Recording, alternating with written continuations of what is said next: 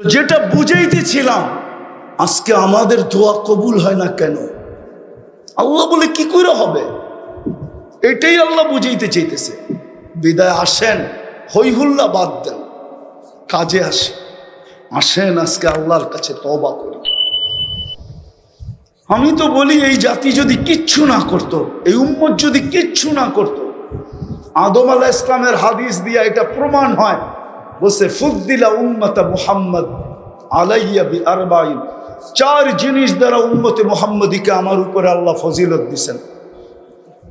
বলছে সেটা হলো কি, আমি ভুল করছি কবে, আমার তওবা কবুল হয়েছে কবে।